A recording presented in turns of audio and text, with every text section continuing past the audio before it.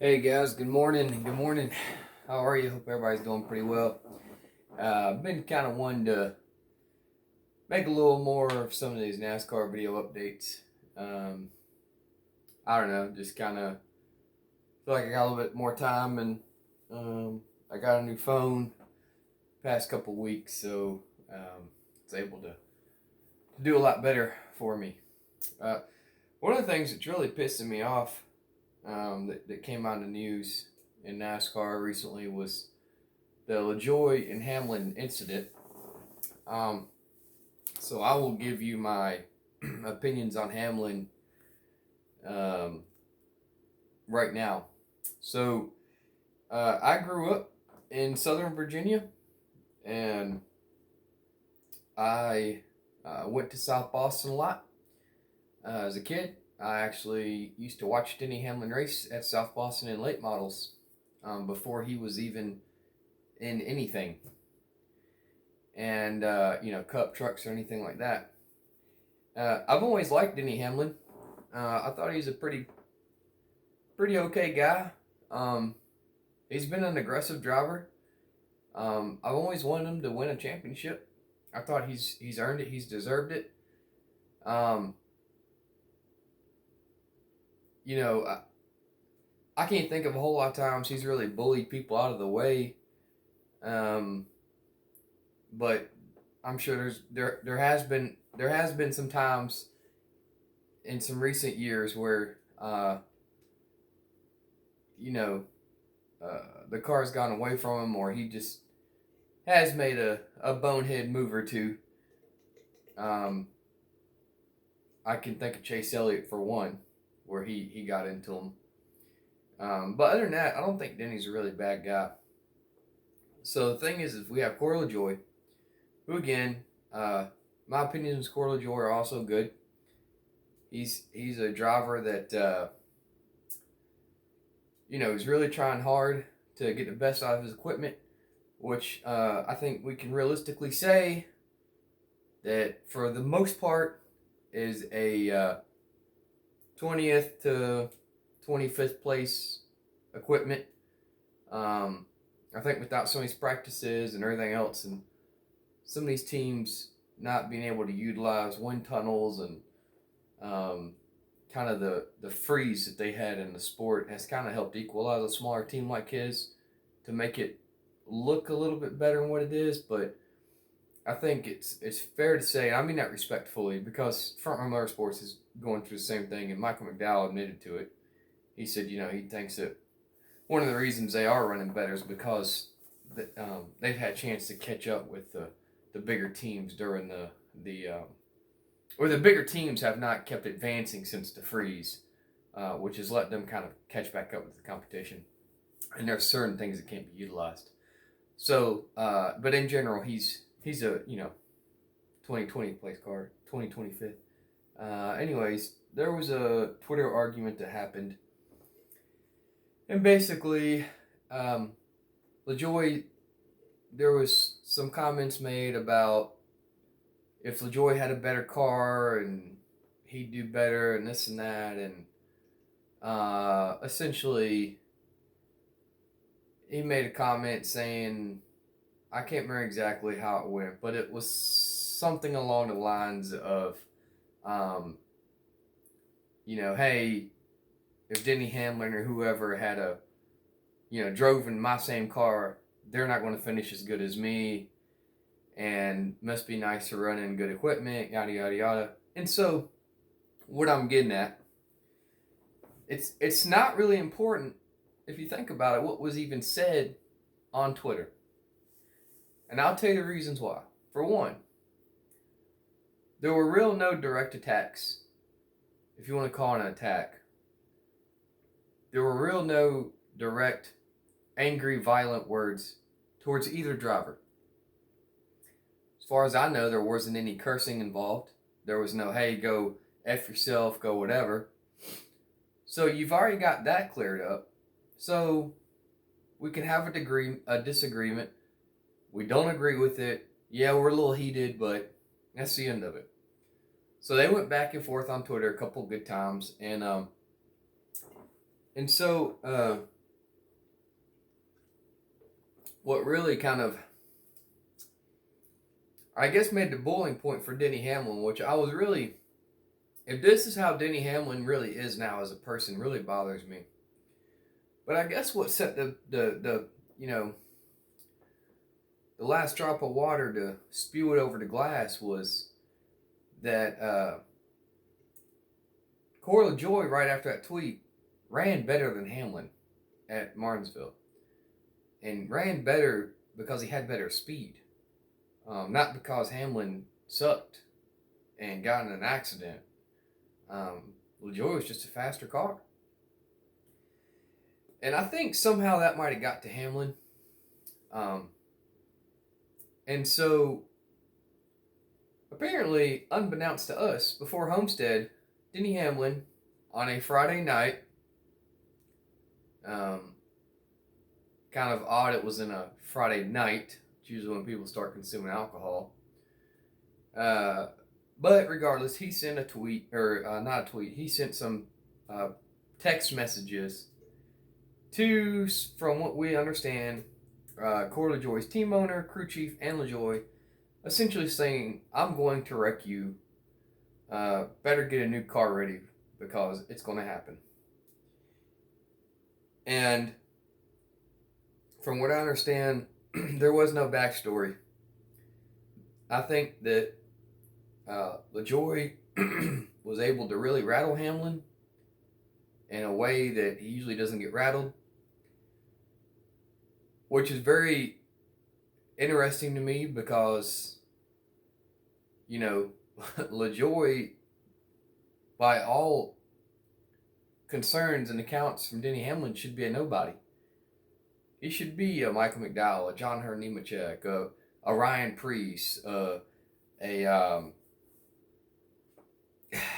Timmy Hill, who are, it's people that aren't a threat to you in the playoffs to anything, I mean, if this was coming from like Kevin Harvick or Kyle Busch or like, Martin Truex Jr. or like Chase Elliott, whoever, I mean, but to get so upset from someone like LaJoie, that really is interesting to me.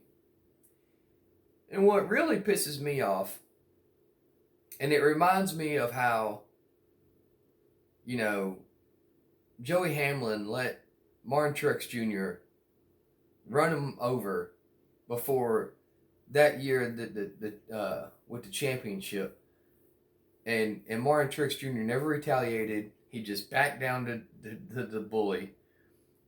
And I've got nothing against Corey LaJoie. But he came out and very nice. He gave an apology and said, hey, look, things went too far. Yada, yada, yada, this one, that, this and that.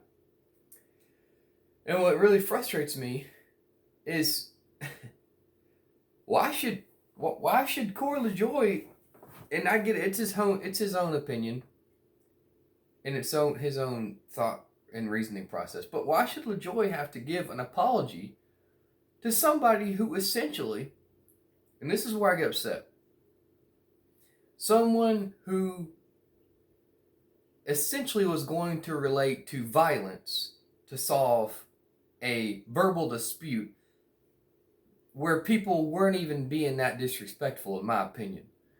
Like I said, it wasn't like, hey man, go F yourself, I'm gonna F your wife, or you're a piece of, this and that, whatever.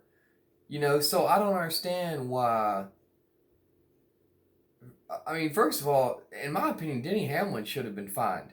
They fined drivers for way lesser offenses than what Denny Hamlin did. I mean, from what I was always brought up as being a NASCAR fan and watching things, is you handled on the track problems that happened on the track. I mean, does this now mean that if Corey LaJoie and Denny Hamlin are in a food line together shopping, and Corey LaJoie goes and grabs the last milk that Denny Hamlin's about to grab, that Denny Hamlin's going to be like, oh man, I'm going to run you into the wall next race, buddy. I mean, is this what it's turned into? And so another thing that cracks me up is you've always got these people saying, "Oh man, we just want drivers to show raw emotions, and we want drivers to just not be robots and this and that." And then all you're getting this morning from guys that say that, like Dave Moody and all these other dudes, "Oh man, like way to be a big man about that, buddy. Way to do the right thing." And I'm like, what?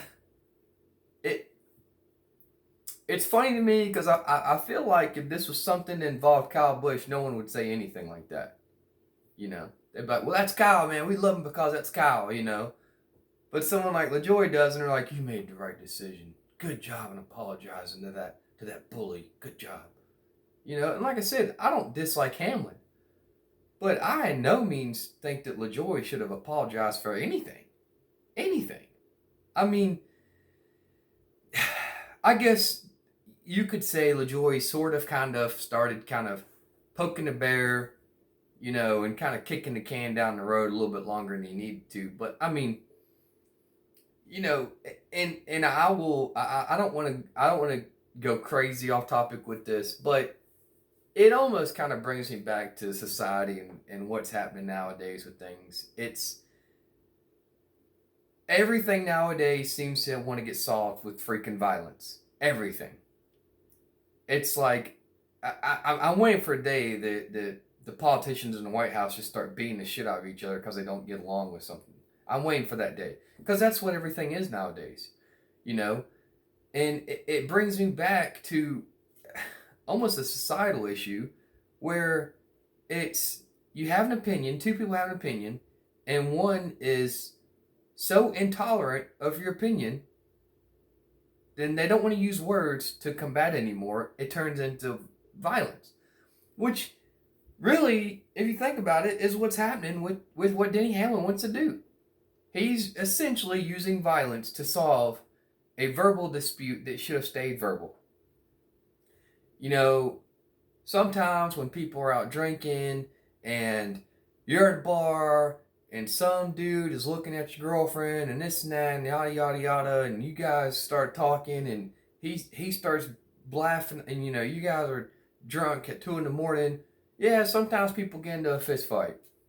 I get that. Sometimes, people just get into fights like that. That's fine.